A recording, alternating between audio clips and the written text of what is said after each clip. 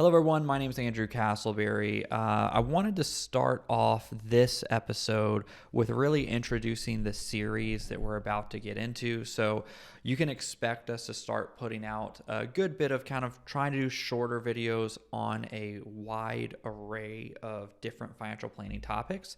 So this is the first episode. If you have any interest in financial planning, we have a ton of other videos that kind of go over similar topics that we will be talking about in a little bit more presentation format.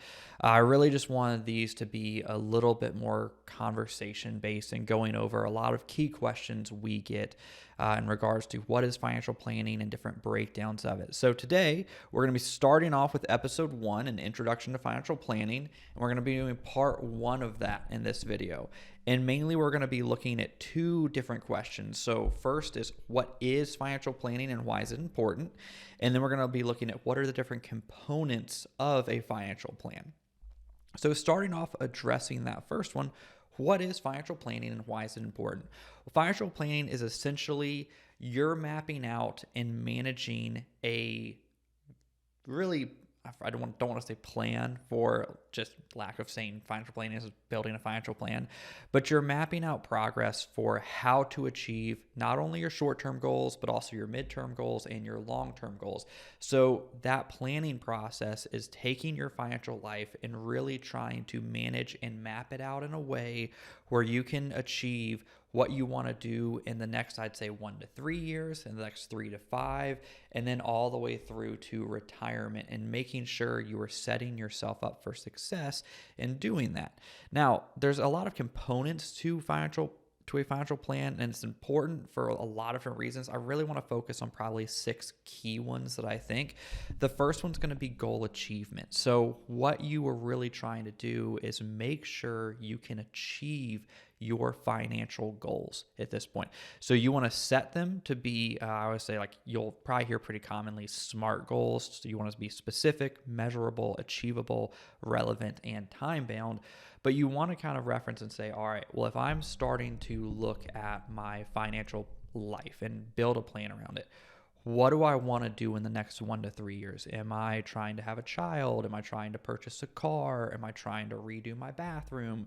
Do I want to move? Start planning around, all right, what do I need to do to make myself set to be able to make those goals happen, to be able to do them in a financially responsible way? If I didn't want to look further out and say, well, I want to retire at 60. All right, how do I do that? What is a reasonable goal to do that? Well, I want to retire at 60. All right, that's great. But then how do you want to make that more specific? Do you want to say retire at 60 and maintain some quality of life? Do you want to say retire at 60 and take vacations every year, or purchase a car every 5 years? Really start to think out and itemize what you want to do so you can start building towards that. Now, the next is making informed decisions at that point. So we have goal achievement, then we have making informed decisions. And what financial planning does is provides you with a really sturdy framework of how to go about making choices in your financial life. And I say that in the way that you have your goals, you've kind of started off looking at those. Now, whenever you make a decision in your financial life, does it move you towards those goals? And then how does it look in context of everything going on?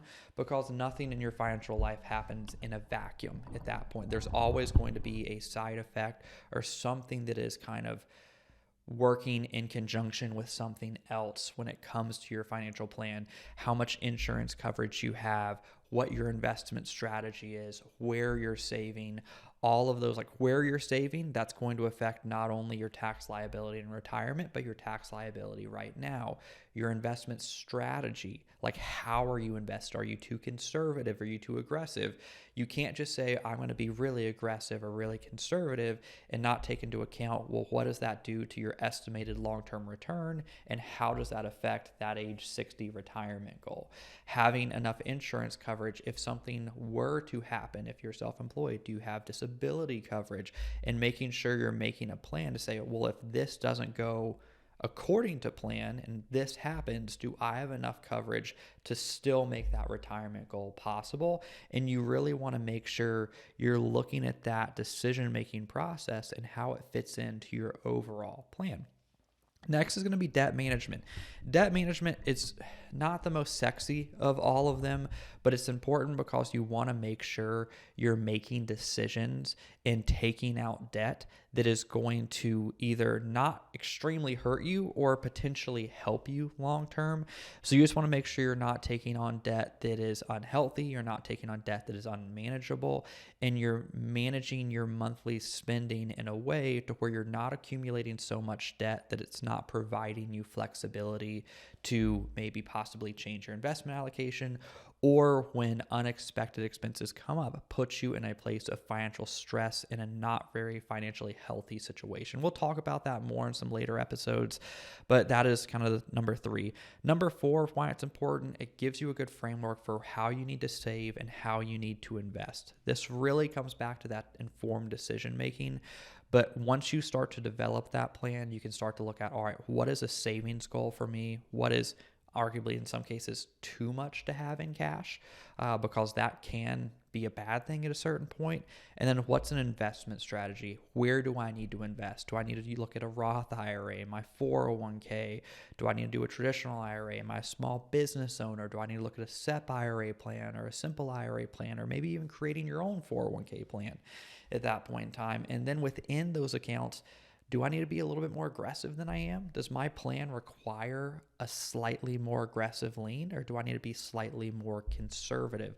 So a lot of things that kind of go into that. Then you get into 5, which is really financial stress reduction.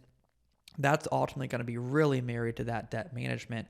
But once you start to get all of these kind of in place, you start to have a little bit of breathing room, especially if you are a person that's very much worried about what your financial future is going to look like, how you're going to manage your expenses, how are you going to save enough, and you just feel like you don't have a firm grasp on your financial life. Starting this process and starting to practice financial planning, and I say practice because it's not putting a plan together and never visiting again, but really practicing financial planning is going to really start to reduce your stress, your financial stress at that point, because you will start to see a plan develop. You'll start to hit those SMART goals that you've been setting for yourself. You'll start to see gradual improvement, and you're only going to get better and better and better at it over time. And then finally, it's going to ultimately prepare you for unexpected events. So doing all of these, setting these goals, building up your savings, make sure you're managing your debt, making informed decisions that revolve your entire plan is going to start naturally preparing you for unexpected events. Could be health-related emergencies, job loss, unexpected car costs, like you pop all 4 tires, which would be probably unfortunate. It'd be unfortunate, but maybe unrealistic. Maybe 1 tire at a time would be a little bit more likely, but still having just a series of unfortunate events that you were able to manage through and cover without having to take on debt, without having to take a huge step backwards into your overall financial plan. So when we talk about what is financial planning and why it's important, it's a great way to really organize your life and make sure you're moving forward. But it's important for all of those reasons at that point. Now, I want to then jump to the different components of financial planning, because there are going to be a lot of different components. So some of these are going to be a little bit of a copy over from why it's important. But number 1 is going to be goal setting. So goal setting, again, goal achievement is what a financial plan can help you do, but goal setting is going to be what you actually have to do. So again, you want to make sure you're using SMART goals, specific, measurable, achievable, relevant, and time-bound, so you can stay focused. And you want to make sure you're kind of framing them in different time periods too. So you don't just want to build a bunch of long-term goals for your retirement, because that's not entirely helpful. So you want to make sure you're tiering them and make sure they are focused and realistic. And you want to challenge yourself a little bit as well. I always see like some people say, all right, well, let's take fitness is one. I want to be able to do 1 push-up. Well, if you can already do 1 push-up and you just say, I want to be able to do 1, and you check it off, it's not really a beneficial goal. So you want to make sure you're challenging yourself a little bit. So say you can easily save $50 a month into a Roth IRA. That's not necessarily a challenging goal to help better yourself. So maybe try and say, well, let me put 75 in or 100 in at that point. Then next thing, you want to really assess your current financial situation. So you start setting these goals, then you want to start assessing where you are financially. Be brutally honest with yourself. If you are the type of person where you don't know what you make, you couldn't tell someone what your rent or your mortgage payment is, what you pay in utilities, start with that. Start with just kind of tracking, but make sure you kind of look at what do you have in assets, what do you have in expenses, what are your liabilities, what's your income look like, and start to just assess where your financial life is sitting at that point. Next is going to be taking that financial assessment and really starting to use it. So the next three, budgeting, debt management, and then savings and investing, are all going to be built around your financial assessment at that point. So once you know kind of what you have in income, what you have in expenses, you've taken some time, you started to track those. Next, you can start to actually maybe budget those out. So say, all right, well, I need to work on paying down this debt. I need to work on putting this into savings. So then you can manage your debt management load with how much you have in debt and if you need to start working that down. And you can manage in congruence with how you want to save, how much you need to save, and then how you need to invest those savings. So where you need to put that money. So you're going to be looking at really those first steps. So 2, 3, 4, and 5, which is assess your current situation, build a budget, manage your debt, savings, and investing. A lot of those are going to happen really layered on top of each other. And then you can start looking at those other portions, which is going to be insurance planning. So do you have enough in liability insurance? Do you have an umbrella policy? Do you need an umbrella policy? Do you have enough homeowners insurance coverage? Do you have enough auto insurance coverage? Do you have enough life insurance coverage if something were to happen to you? Do you have disability coverage? Do you have a lot of that through your employer? So start to just look at those. That's going to be kind of that next add-on at that point.